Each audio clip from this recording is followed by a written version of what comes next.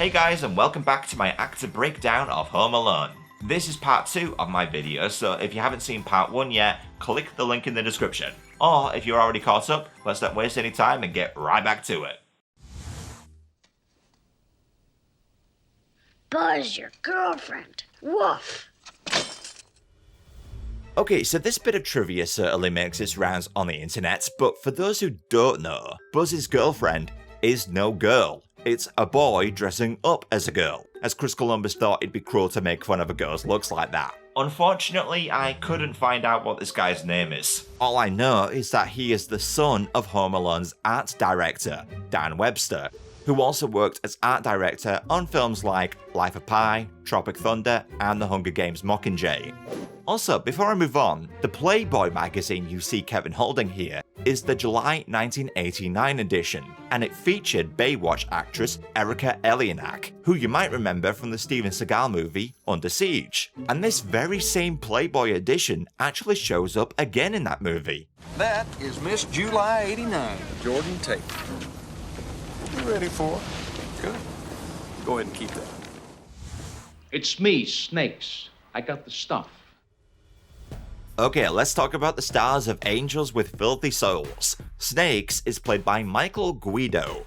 Not much information on him, unfortunately. Probably his biggest role was a recurring one in 70 episodes of the American soap opera All My Children. Well. You make my job any easier, the taxpayers may want me to take a cut and pay. And here he is in US Marshals, playing a distracted driver whose actions don't end well for Wesley Snipes. Oh, shit!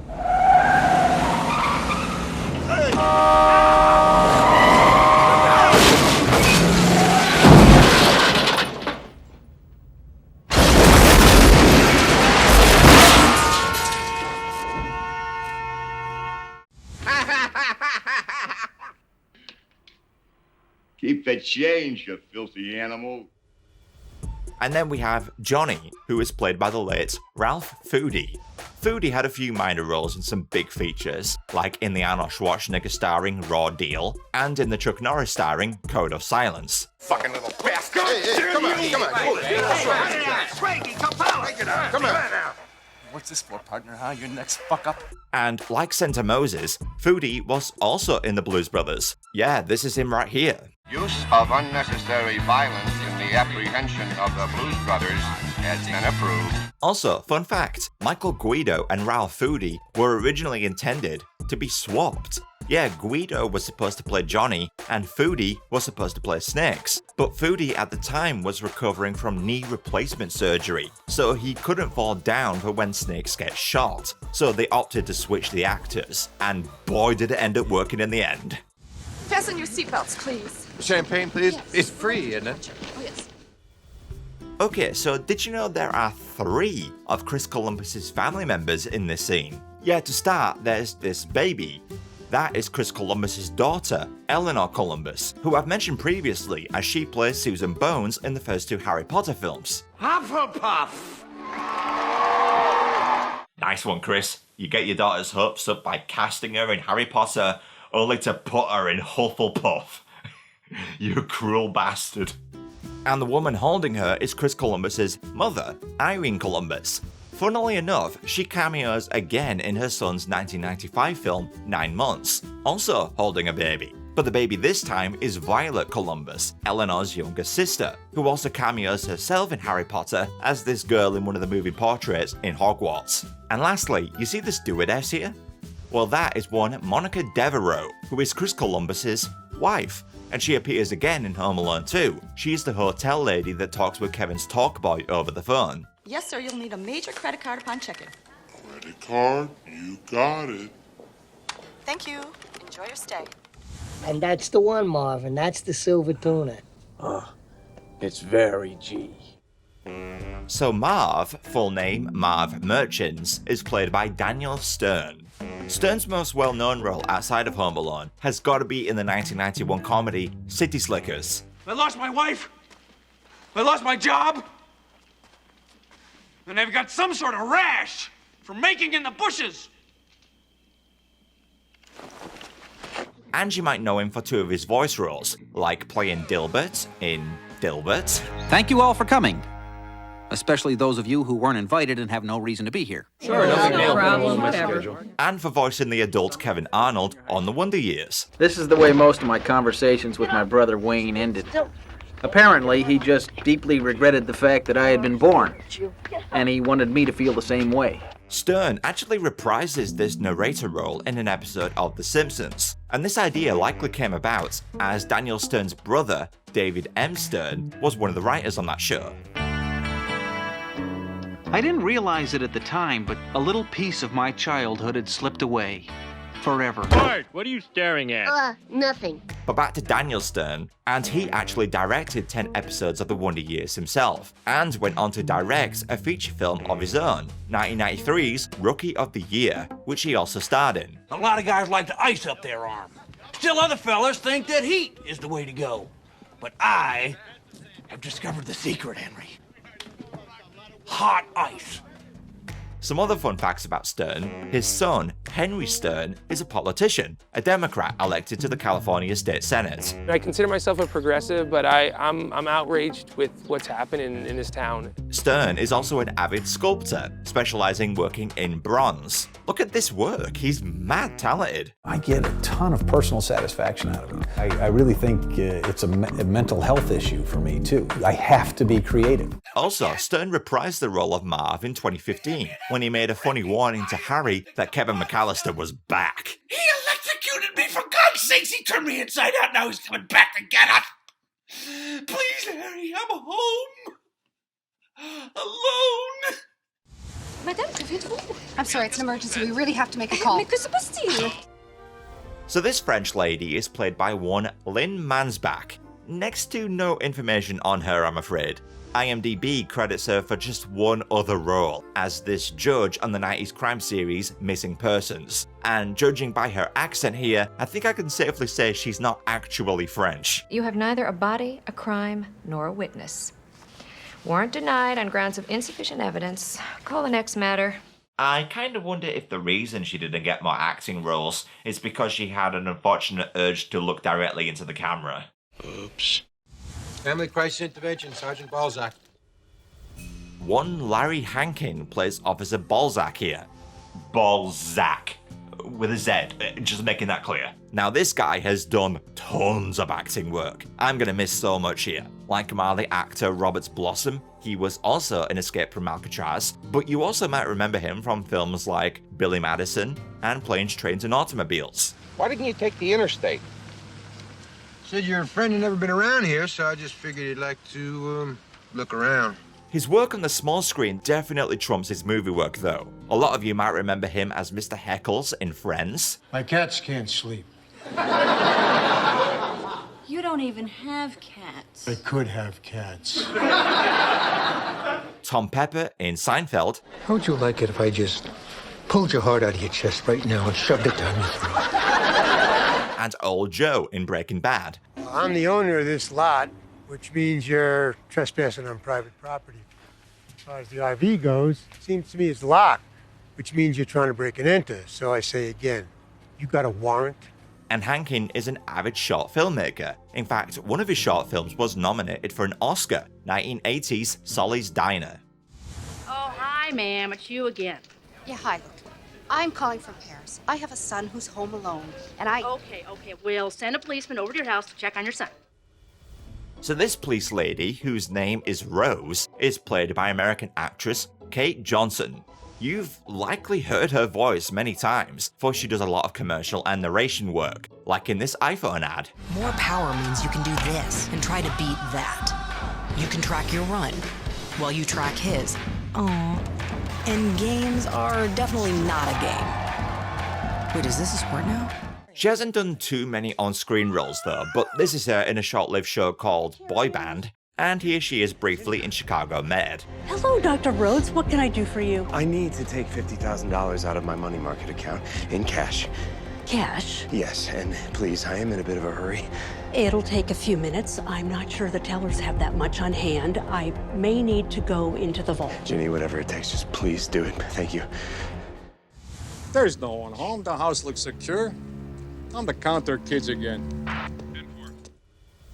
Okay, so remember the stewardess from earlier being played by Chris Columbus's wife, Monica Devereux? Well, this guy is her father, Clarke Devereux.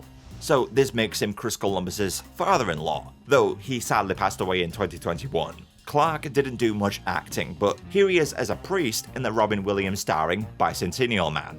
I now pronounce you husband and wife. You may kiss the bride now. What about a private plane? No, I'm sorry, we don't do that.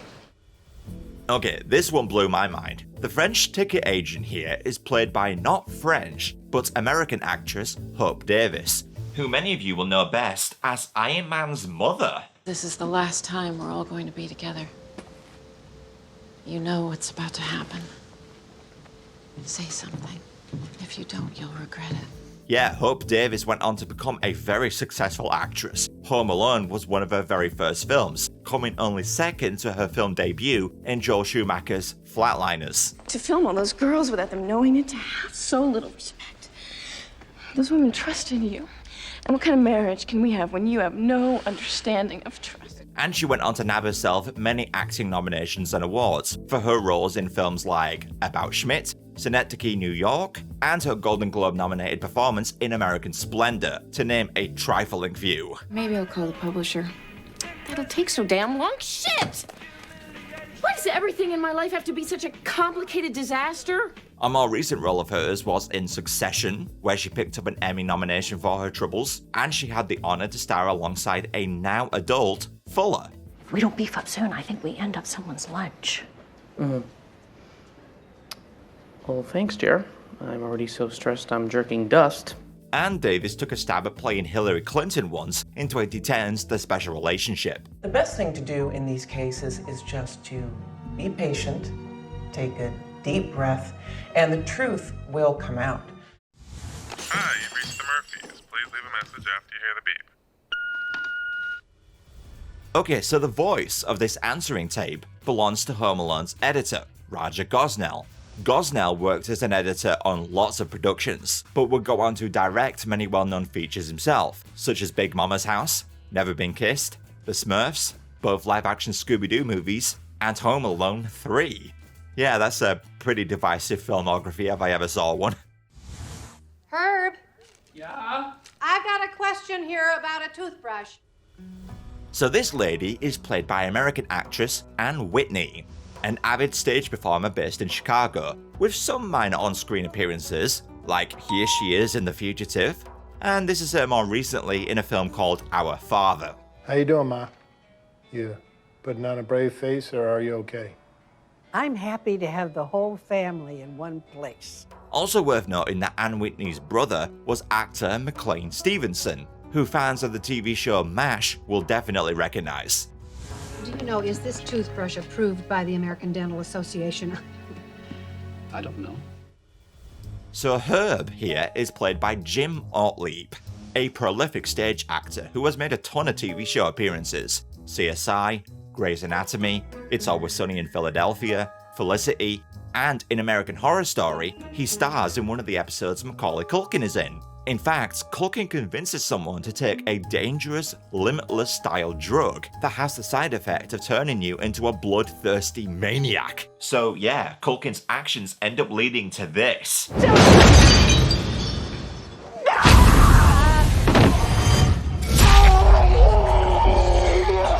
First you steal a toothbrush from him, then you end up getting his neck slashed open with blood sucked out of his neck. That was one fast-forming snowball. Hey! Hey! Shoplifter! So Jimmy here is played by James Ryan. So yeah, his character name is based off his real name. Now, Ryan didn't do much live-action acting, for he went on to do a lot of editing work for many DreamWorks animated pictures. It was through acting that I discovered a love of storytelling and a fascination with what was happening on the other side of the camera. And that's ultimately what led to my career as a film editor. And like a lot of people in his position, Ryan lent his voice to a lot of minor characters in the films he worked on. For example, this is his voice in Shark Tale. That's 200 to 1. That would pay 1,000,000 clams! And here he is again in Turbo, as everyone's favorite character, Phil. Morning, Chet. Morning, Phil. That's a shame. This guy seems to like playing characters whose lives would be improved dramatically if only they could move a bit faster. Frank, those are for later. Frank. Okay, let's make our way through some of the McCallister extended family, who did get some more screen time in the deleted scenes. Couldn't find anything interesting about the twin daughters, but Aunt Georgette here is played by Virginia Smith. Not much known about her either, but here she is with Roger Moore in 1984's The Naked Face. He tried to engage me in conversation, but I sensed he was being overfamiliar. Is this still part of the dream? No. The dream came later. Smith is now working today as a professor of theatre arts at a university in Nebraska. Then we got Uncle Rob, who was played by Ray Toler.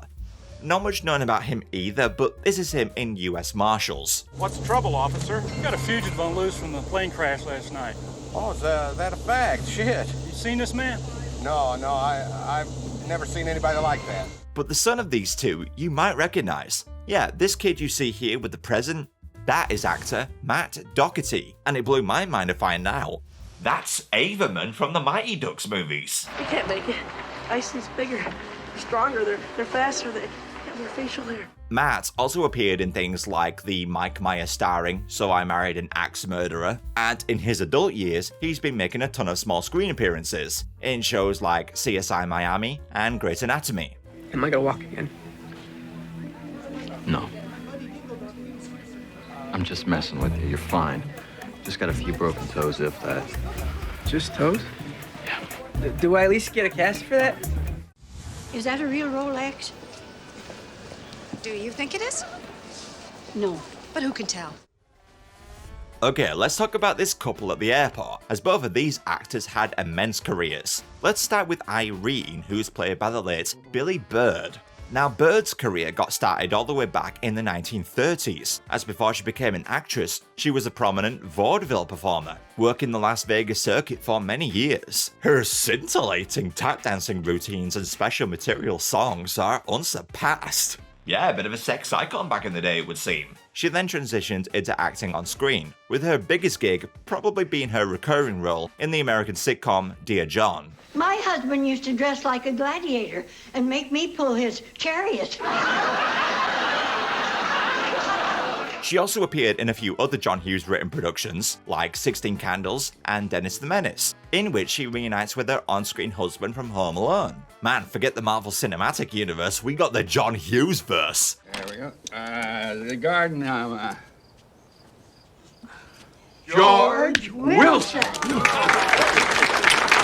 But my favourite of Bird's roles has gotta be her in Police Academy 4. Now be careful, because a .44 Magnum has quite a kick. Damn, that was fun. She's got her own earrings, a whole shoebox full of them, dangly ones. Come on. No, but... And then we have Irene's husband, Ed, played by the late Bill Erwin, a man with over 250 on-screen credits, so I'm gonna miss a bit. To start, here's an earlier role of his in an episode of The Twilight Zone. I can tell you what's going to happen. We're all going to get so panicky that everyone and his brother will start picking up invisible clues from everybody else. This is nonsense. And later on in his life, you might remember Erwin's appearance in Planes, Trains and Automobiles.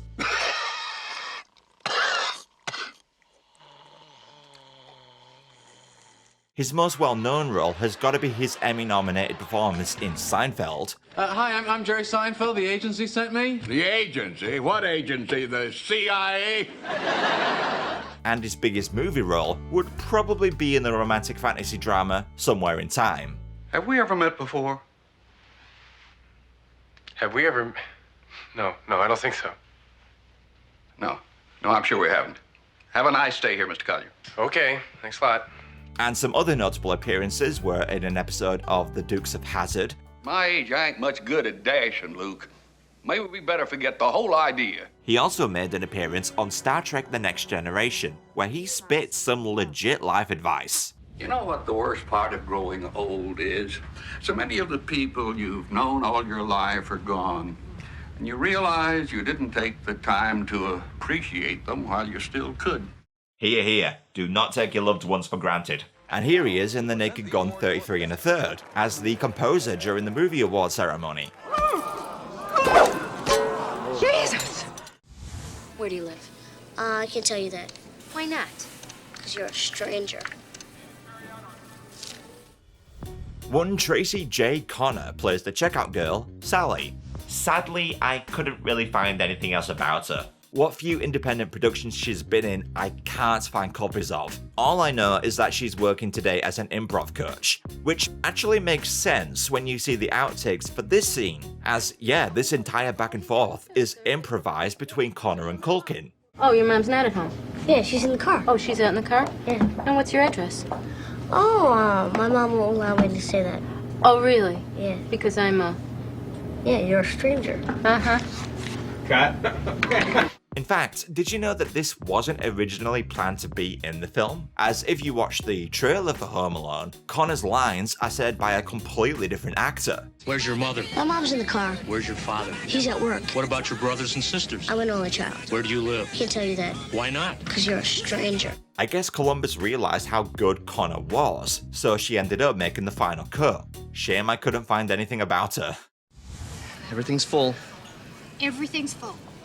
I'm very sorry, but it is Christmas Eve.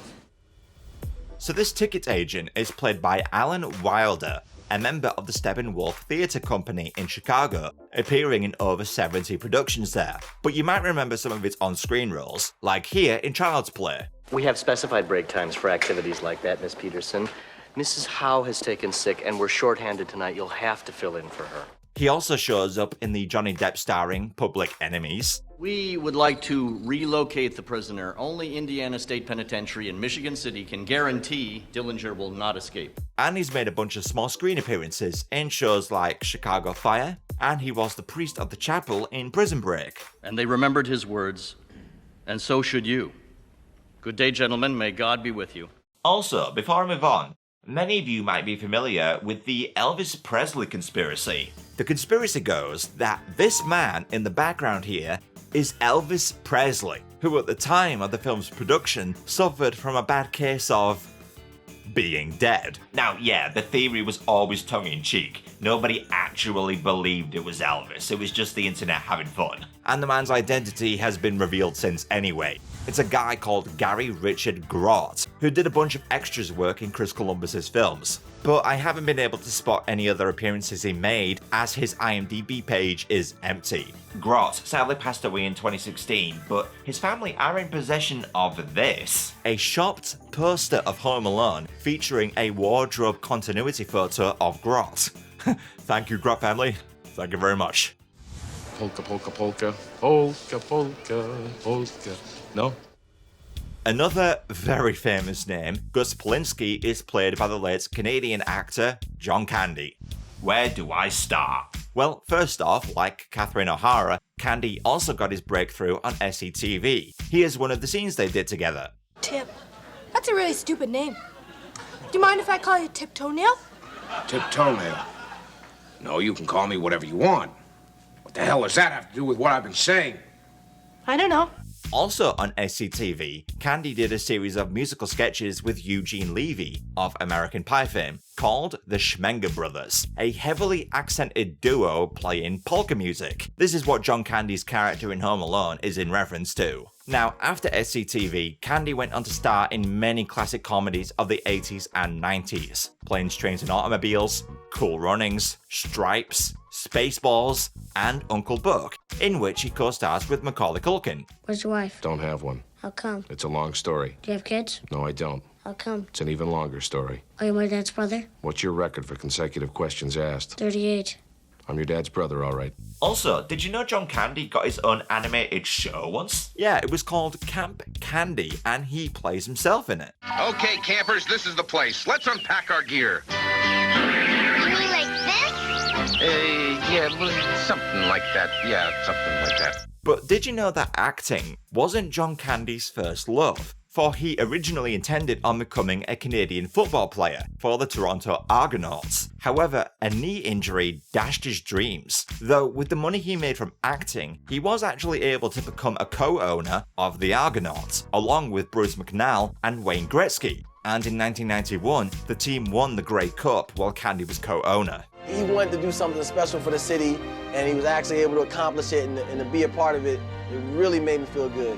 Tragically, however, John Candy struggled with drug use, alcoholism, and obesity in his life, and died at only 43 years of age. His last two films were Canadian Bacon and Wagons East, and in that film, Candy passed away before he filmed all of his scenes, and you'll notice how they had to reuse a scene he shot to finish production. But you folks, you need a wagon master.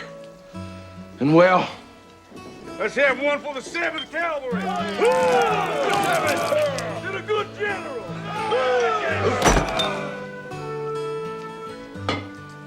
I'd like it to be me. Yeah, and Candy's death led to quite a few films being scrapped. For example, there was plans for a comedy film with him called Bartholomew vs. Neff, where John Candy would feud with his neighbour, Sylvester Stallone. I am gutted that I can't see that idea come to life. That sounds hilarious. Also, John Candy was set to voice a character in Disney's Pocahontas. Yeah, and they designed and named the character and everything. It was a turkey called Red Feather. It speaks. Please don't let me stand in your way. Last thing I want to do. I'd love to continue this scintillating conversation, but really I have to run. Goodbye. Yeah, the animals were originally planned to talk in this film, but after Candy's death, they opted to have all the animals be mute. And this story is mental, because one more film that Candy was set to star in was called Atuk, an adaptation of the 1963 novel The Incomparable Atuk, about an overweight Eskimo that tries to make it in the big city. But this project has been labelled as cursed. Why? Well, because a grand total of 6 actors, who all expressed interest in starring in this film, died. 6 actors. Let's go through them. On top of John Candy, there was John Belushi. He read the script and expressed interest, but come 1982, he died of an overdose. Then there was actor Sam Kinison, who had actually began filming the movie, but just one scene in, he died in a car crash. Michael O'Donoghue was next. After reading the script, he died of a cerebral hemorrhage. Then Chris Farley expressed interest, and like John Belushi, he overdosed too. And finally, Phil Hartman was set to star in the film, but then his wife shot him dead. Holy shit. For the record, I have 0 interest in starring in this film. You hear me, universe? 0. I mean, I'm not the superstitious type, but wow, that is freaky.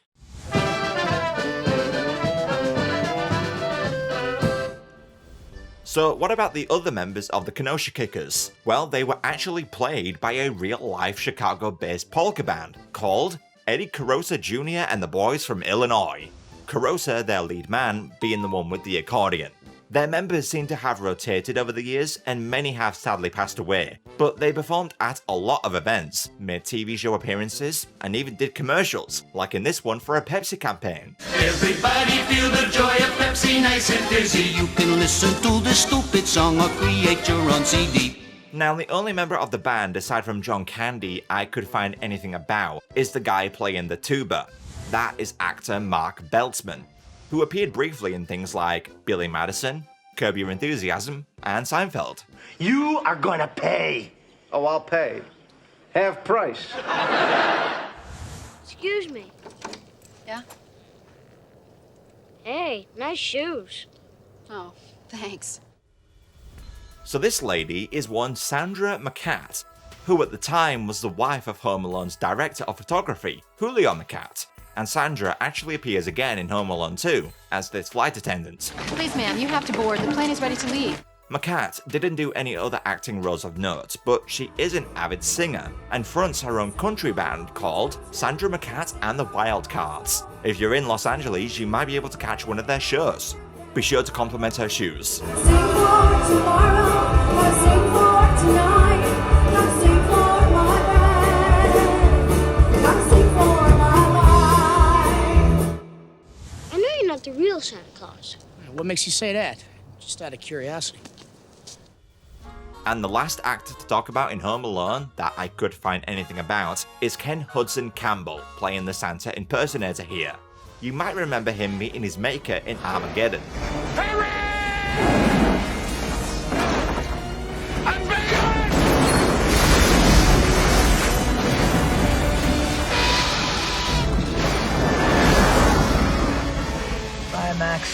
Andy was the guy right outside Bill Murray's hotel room in Groundhog Day. Do you think it's gonna be in early spring? I'm predicting March 21st. Oh, good guess. You know, I think that actually is the first day of spring.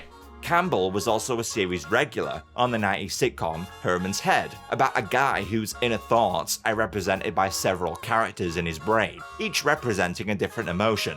I'm Herman's Lust. Without me, he'd miss out on all the good stuff. You know, fun, food, babes. Yeah, this one doesn't seem so original anymore, huh? And Campbell has voice acted a few times, such as voicing Boomer in the animated film Wonder Park. Oh, thank heavens, I couldn't have lived with my...